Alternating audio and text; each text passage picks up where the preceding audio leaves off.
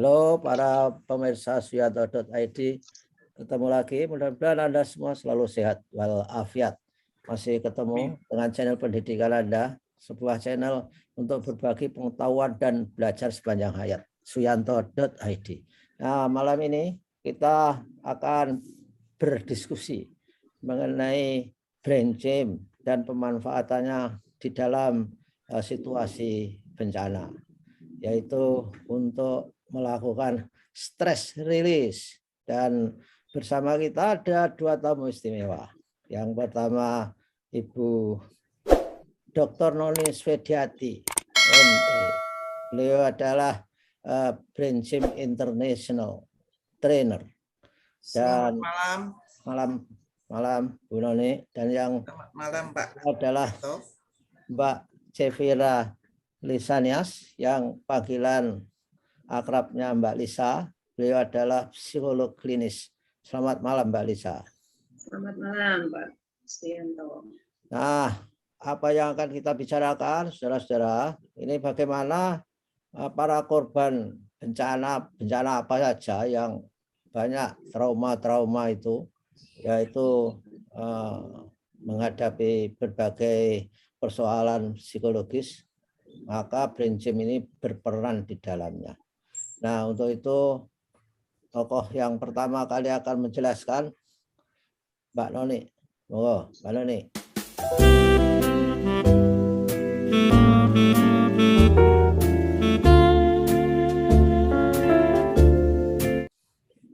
Ya, terima kasih Pak Yanto dan selamat malam teman-teman semuanya. Nah, kembali kita bicara tentang brain gym. Jadi brain gym itu memang untuk belajar, tapi belajarnya tanda petik belajar hidup. Jadi tidak hanya akademis, tapi belajar apa saja, belajar di mana saja dan kapan saja. Makanya pokoknya selamanya kita mau menggunakan otak, nah itulah brain gym ada bisa berperan di sana banyak. Nah, dalam kaitannya dengan bencana-bencana yang ada nih di tim kami, tim IRTD ya, itu mempunyai tim yang disebut tanggap bencana yang biasanya Mbak Lisa yang punya networking yang cepat, sehingga Mbak Lisa ini misalnya membutuhkan orang, siapa yang sanggup atau mau atau bersedia untuk membantu teman-teman yang kena bencana, maka beliau hanya minta memberitahu saya, kemudian saya cari teman-teman yang bersedia dan semuanya sudah siap. Nah, seperti yang pernah saya sampaikan bahwa di dalam perkembangan otak itu, kalau kita stres itu biasanya di otak yang paling awal tumbuh. Ya, jadi itu otak brainstem.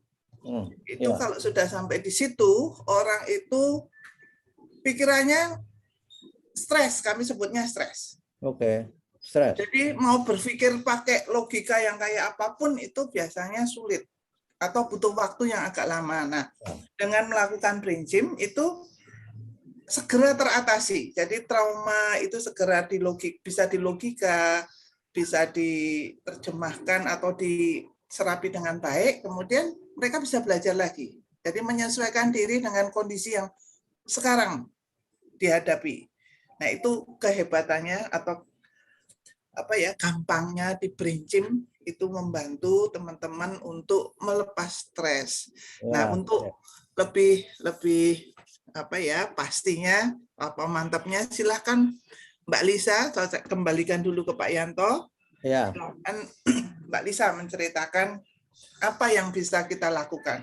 Ya, oke ya. Jadi para pemirsa Suyanto.id, inilah bagaimana brain gym dimanfaatkan untuk melakukan stress release di berbagai bencana. Dan jangan lupa, ini adalah episode 9, dan jangan lupa juga klik subscribe supaya Anda mendapatkan video-video baru dari Suyanto.id. Mbak Lisa, gimana Mbak Lisa prakteknya brain gym di kancah medan bencana, berbagai bencana yang pernah dilakukan dan pengalaman menarik apa Mbak Lisa? Mbak Lisa?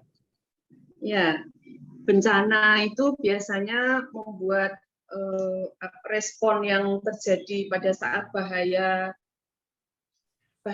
berlanjut gitu. Misalnya berdebar-debar karena harus berlari, menyelamatkan diri, ototnya tegang karena perlu menyelamatkan diri tadi ya untuk lari, Ya. ototnya tegang, berdebar-debar, itu masih berlanjut setelah periode bencana lewat, sudah berada di tempat aman, tetapi respon fisiologisnya masih jalan terus. Pola respon tubuhnya masih seperti yang dikatakan Bu Noni tadi, masih mode survival begitu, fight or flight or freeze, masih mode seperti itu, belum menggunakan otak luhurnya manusia, otak prefrontal cortex, tetapi lebih banyak respon batang otak. Nah, pertolongan pada saat awal bencana setidaknya ini melepaskan respon keluar dari mode survival supaya lebih tenang. Nah, tenangnya bisa dengan gerakan seperti titik positif, ini mengaktifkan prefrontal cortex yang tadinya energi dipush di batang otak, ditarik ke prefrontal cortex supaya dia lebih berfungsi di dalam mencerna atau melihat situasi. Lalu gerakan lagi yang lain adalah kite relax. Kite relax itu kaki disilangkan seperti ini, kaki dan tangan itu dikait, tangan juga disilangkan seperti ini, jempolnya ke bawah disilangkan, lalu dimasukkan. Kite relax ini akan membuat relax. Kenapa bisa? Karena kalau dalam bencana orang dalam situasi bahaya itu darah mengalir ke kaki dan tangan supaya bisa menyelamatkan diri atau melawan.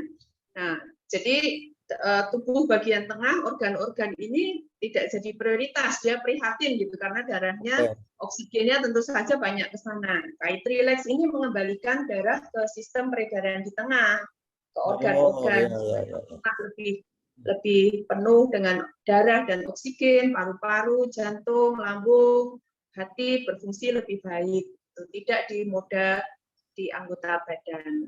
Itu treatment-treatment yang simple untuk menghadapi situasi pasca bencana, keluar dari mode survival supaya respon fisiologisnya lebih stabil, bukan pakai respon darurat. Apa kesulitannya Mbak Lisa ketika kita mengajak orang-orang yang sedang trauma ya untuk melakukan gerakan-gerakan brain gym yang tujuan kita adalah supaya mereka bisa rileks akibat dari semakin meratanya O2, oksigen dan darah ke seluruh jaringan tubuh kita. Apa yang dialami kesulitannya? Kesulitannya dia untuk melakukan? Ya. Mula-mula berdebar-debar, semakin hadir gitu, karena begini sambil mengingat situasi, ditantangnya. Bukan untuk saat ini, tapi sambil mengingat situasi bahaya. Nah, kan seperti dihadirkan, kok saya diingatkan lagi, saya kepingin lupa biasanya begitu.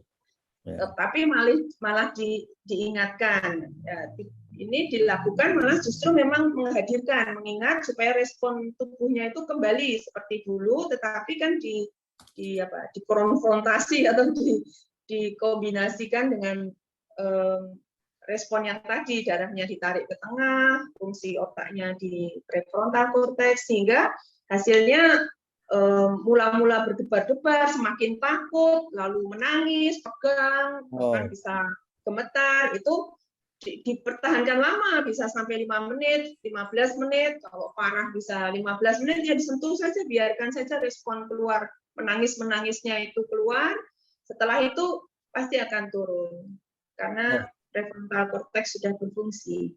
Ya, yang paling sulit untuk dikembalikan ke psikologis yang normal, itu anak-anak atau orang tua, Mbak Lisa? Orang tua. Anak-anak Anak-anak ya melakukan saja dan begitu saja. Orang tua kan pakai logika, itu menakutkan sekali. Masih seperti hendak kembali ke masa lalu begitu.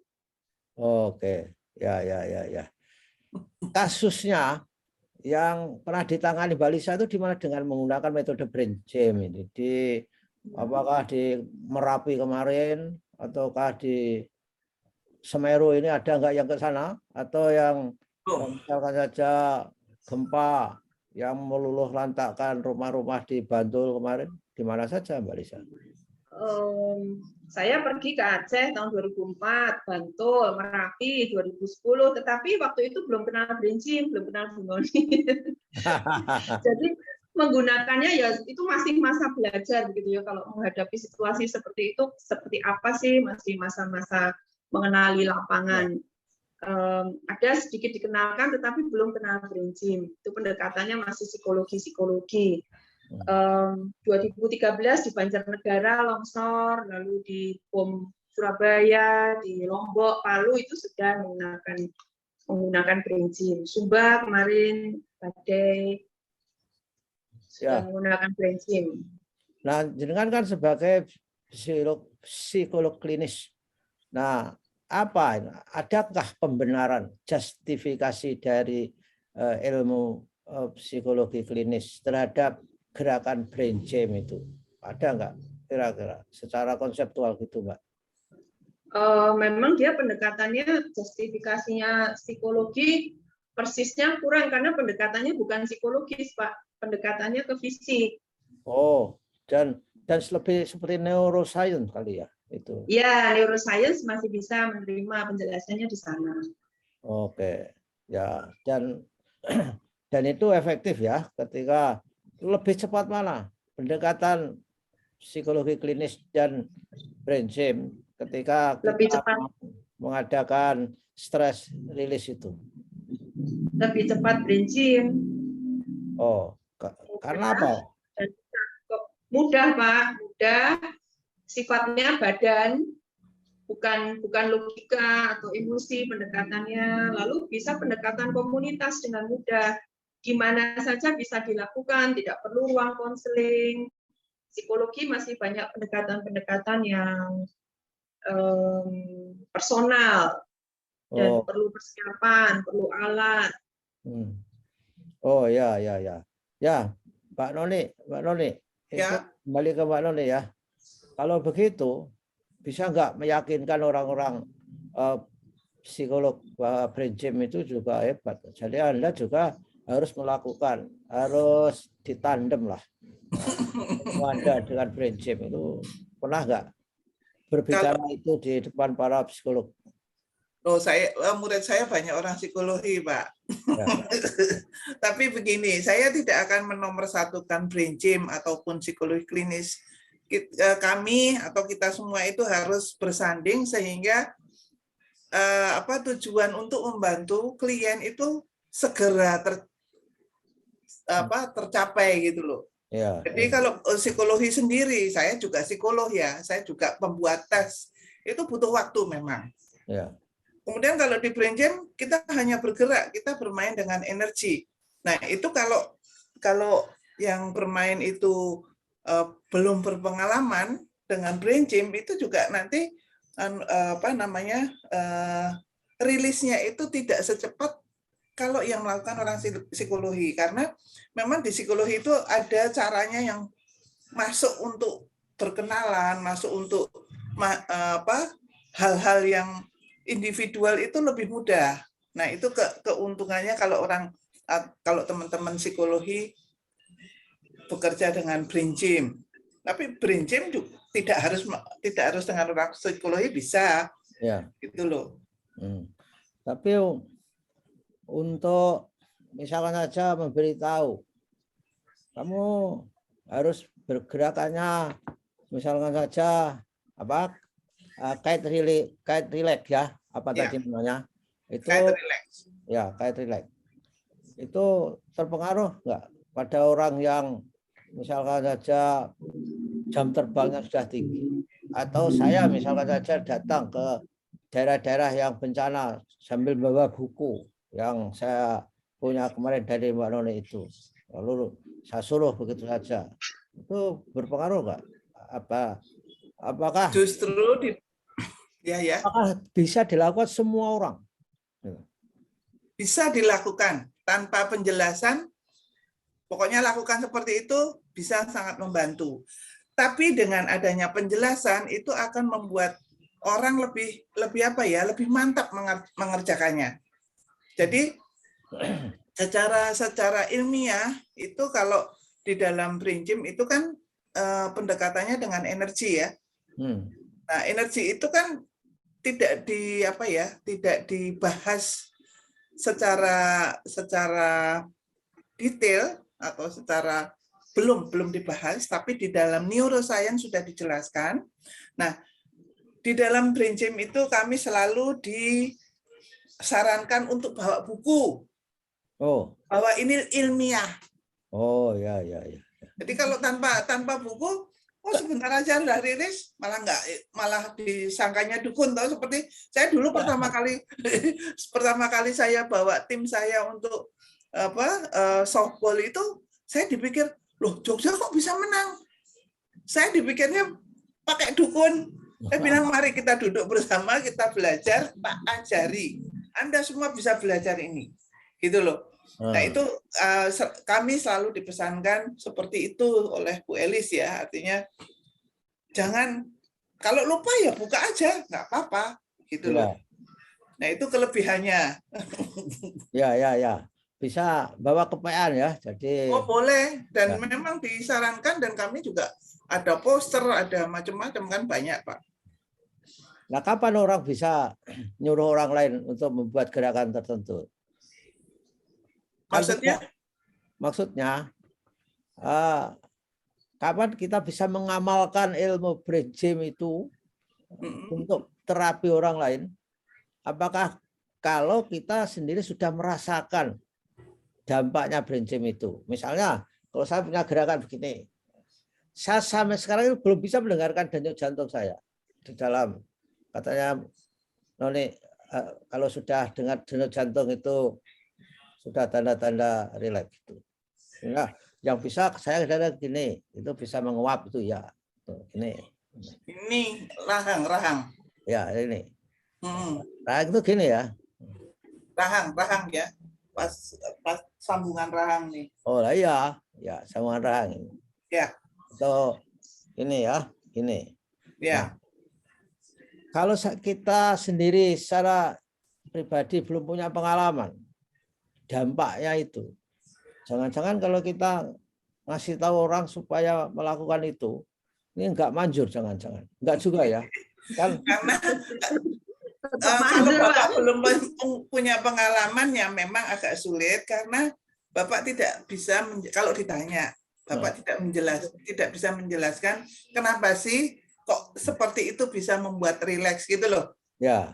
Itu kan ada penelitiannya, ada backgroundnya, semuanya itu ada Pak. Jadi kalau orang tidak belajar terus membuktikan sendiri, biasanya kan kurang percaya ya. Kalau saya mau jadi dokter, kalau saya nggak bisa, saya tahu ini kalau buat nyuntik ini bisa sembuh, tapi kalau tidak dicobakan kan belum tentu percaya gitu loh. Ya. Oke. Udah, kalau Mbak Lisa pengalaman pertama kali yang disampaikan tuh langsung manjur atau nunggu berapa jam? Ketika langsung ya? Langsung dirasakan ya. Itu biasanya kami tanyakan, Pak. Gimana rasanya? Jadi yang dulunya Eli itu terus mukanya kalau stres, misalnya yang ini pengalaman saya ya, waktu itu pergi sama Bu Lisa ke Bom Bali di gereja Surabaya itu loh, Pak. Itu ya, yang namanya bukan Bom Bali, Bom Surabaya namanya. Bom Bali ya. Nah, itu kami di gereja itu kan ada satpam yang sudah sampai seminggu itu nggak bisa tidur karena dia melihat anak kecil yang meledak sampai bertebaran itu. Jadi korban ya? Ya, dia tuh sampai nggak bisa tidur. Nah, kemudian kami garap kira-kira 10-15 menit, artinya ya cuman pegang gini. Itu kemudian dia bilang, wah enak ya sekarang saya bisa berpikir lebih nyaman gitu loh. Ya, Nah, ya. itu sebetulnya tidak hanya sampai di situ ya, itu kan awal mengajak orang, mari kita lihat apa yang kondisi sekarang yang kita hadapi dan kemudian kita perlu ngapain lagi gitu loh. Nah itu brain gym-nya masih bisa berlanjut, Ya. tapi paling enggak rilis stresnya di situ gitu loh. Oke. Nah, pertanyaan terakhir untuk Mbak Lisa, ketika kita membuat terapi, kemudian ternyata berhasil, apakah juga memberi pesan, oh kamu juga bisa ngajak teman-teman kamu yang stres-stres yang mungkin saja tidak berkumpul di situ saat itu, makanya di rumah-rumah gitu, bisa nggak anak-anak yang sudah sembuh dari trauma itu lalu diminta untuk ngasih tahu temannya seperti apa yang dia lakukan, pernah begitu nggak atau dibiarin saja? Apakah mereka mau menularkan atau tidak? Biasa begitu. Maksudnya? Biasa diajak menularkan karena kelebihannya brain gym diantaranya mudah diulang sendiri dan mudah diajarkan. Kalau itu bisa sesi yang formal, tidak kayak seperti pelatihan begitu, biasanya saya latihkan langsung untuk mereka mengajarkan ke orang lain. Bukan cuma, jadi sesinya PACE pertama, lalu penjelasan dan praktek treatment terhadap orang yang bersangkutan. Lalu ada sesi yang mereka berkelompok untuk saling menceritakan apa itu role play ya, main peran satu klien, satu terapisnya atau apa namanya yang dia mengajarkan hal ini di temannya begitu, sehingga bisa melihat respon temannya. Bisa satu observer, bisa melihat respon temannya, bisa menanggapi, bisa merasakan mengajarkan. Nah, dari situ dia semakin terkait lah, semakin dapat gitu ketika mengajarkan. Oke, untuk membuat terapi itu kan tentu saja Mbak Lisa di kliniknya itu kan tidak orang-orang terkena dampak bencana aja. Mungkin orang-orang yang stres dari keluarga itu juga ada, enggak gitu itu? Bisa enggak untuk itu? Banyak bisa. Banyak kliennya Pak. Bencana harian itu ya bisa kekerasan dalam rumah tangga, kekerasan seksual, ya itu juga bencana-bencana kecil harian ya yang ditemui harian selain bencana besar. Tapi selalu ya Mbak Lisa, selalu melakukannya dengan pendekatan brain gym, tidak psikologi klinisnya. Kombinasi Pak. Kombinasi. Karena ini diajaknya bicara brain gym ya bisa brain gym. Tapi kalau sehari-hari dikombinasikan, tentu teknik konselingnya dipakai. Apa lagi ya? Di psikologi ya terapi-terapi psikologi atau cara mendekatinya, assessment, lalu analisa masalahnya, menangkap masalahnya tetap dipakai psikologi. Ya oke lah. Saya kira sudah banyak informasi kita berikan kepada masyarakat, Mbak Noni. Coba Mbak Noni mau menyampaikan closing remark, silakan. Ya, jadi teman-teman yang ingin belajar brain gym itu adalah tanda petik ada tandanya R ya. Di tempat kami R itu memang brain gym yang ada tanda tanda dagang ya Pak ya, tanda bisnis. Nah itu kalau ingin belajar itu lebih mendalam, itu lebih bagus karena Anda akan mengetahui kenapa sih Anda kita bergerak seperti ini. Kemudian nanti ada sesinya bagaimana kita ada sesi yang lain lagi untuk bagaimana kita menyeimbangkan orang sehingga orang itu yang dulunya stres setengah mati bisa menjadi lebih baik, kembali ke semula. Nah itu banyak stepnya. Nah itu marilah kita gerakan brain gym ini sangat sederhana tapi luar biasa hasilnya. Ya. Jadi bergerak itu yang di dalam prinsip. Oke. Oke, Mbak Lisa, ada closing remark? Ya sudah cukup itu, bahwa dengan hal-hal yang sederhana bisa sangat menolong orang-orang yang baru saja mengalami kesusahan, baik itu bencana yang besar, yang komunitas, ataupun bencana-bencana yang dialami pribadi. Oke. Lewat menyeimbangkan respon fisiologis. Oke, baiklah. Terima kasih Mbak Noni, Mbak Lisa atas kebersamaan dengan Suyanto. Selamat malam. Ya, kita sehat dan bisa ketemu lagi entah kapan. Nanti kita ngobrol lagi untuk masyarakat supaya lebih literat terhadap brain gym. Terima kasih, selamat malam semuanya. Selamat malam. Terima kasih, Lis. Oke. Terima kasih. Terima kasih.